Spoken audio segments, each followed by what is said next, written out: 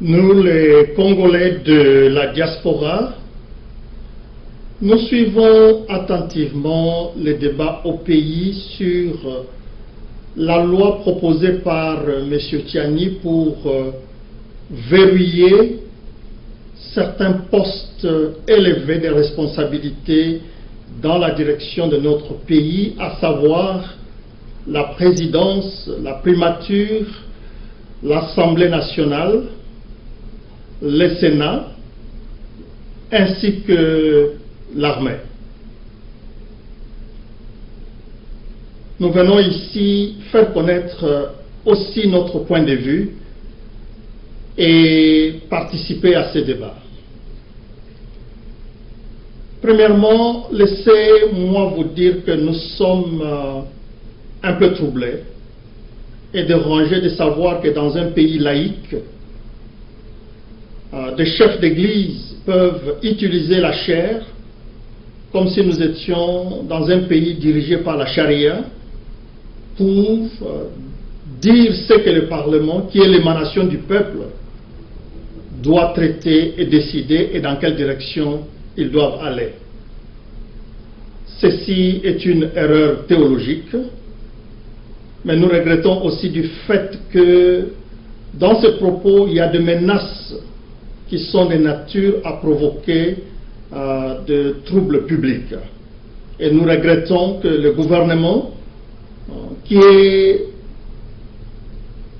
appelé à assurer la tranquillité, la sécurité nationale, reste silencieux devant de telles déclarations, tout simplement parce que c'est fait par un chef d'église.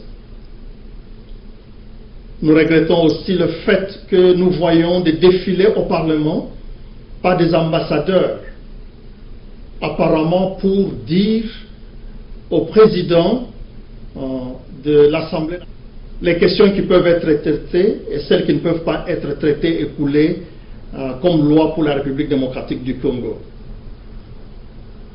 Que le président du Parlement et tous les députés nationaux sachent que nous sommes dans un pays indépendant depuis 1960 et à tel point que même quand nous sommes à genoux, personne de l'étranger, d'un gouvernement étranger, ne peut, au nom de quoi que ce soit, nous dire de quelle manière les lois peuvent être traitées et lesquelles peuvent être acceptées, lesquelles ne peuvent pas être acceptées. Laissez-moi maintenant toucher à cette question de la loi de verrouillage de quelques postes.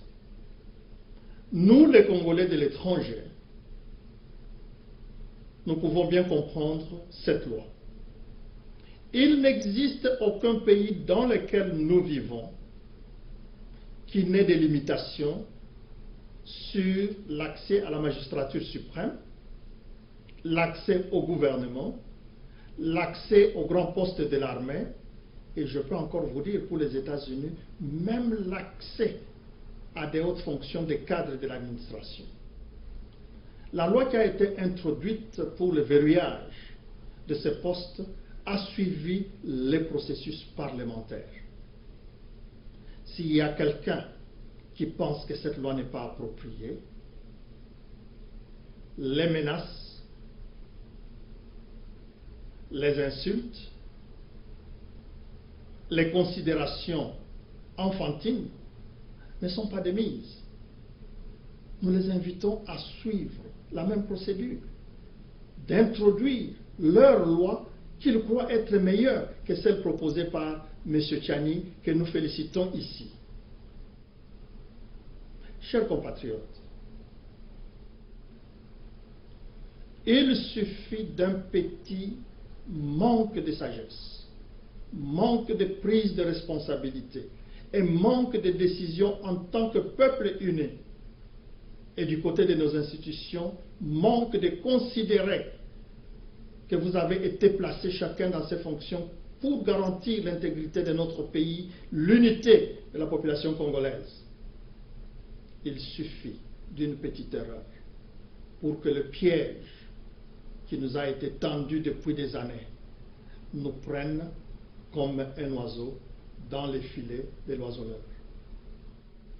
C'est pour cela qu'aujourd'hui, officiellement, nous, membres du Forum des intellectuels congolais de la diaspora, nous venons soutenir la loi proposée par M. Tiani. Elle mérite d'être débattue et les conclusions méritent d'être communiquées à la population.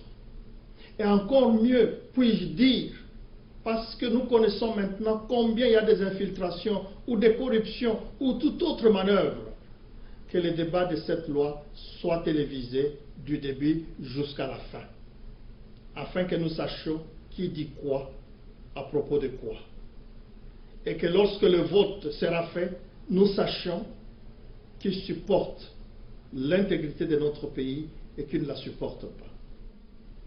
Nous savons que vous êtes là maintenant au Parlement sous des blocs, le bloc de l'Union sacrée de la nation ainsi que les autres.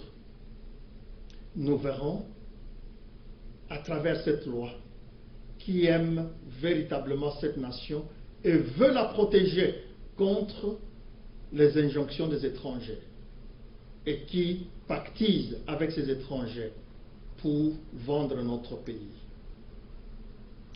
Chers députés, nous vous demandons de tenir bon et de demander que cette loi soit débattue et que vous puissiez vous préparer pour nous prouver par des arguments que vous avez été délégués par le peuple congolais et que vous n'êtes pas au service ni des individus, si riches soient-ils, ni des multinationales, si riches soient-elles, et encore moins de n'importe quelle autre personne qui peut vous donner des injonctions en dehors de la population. Merci beaucoup.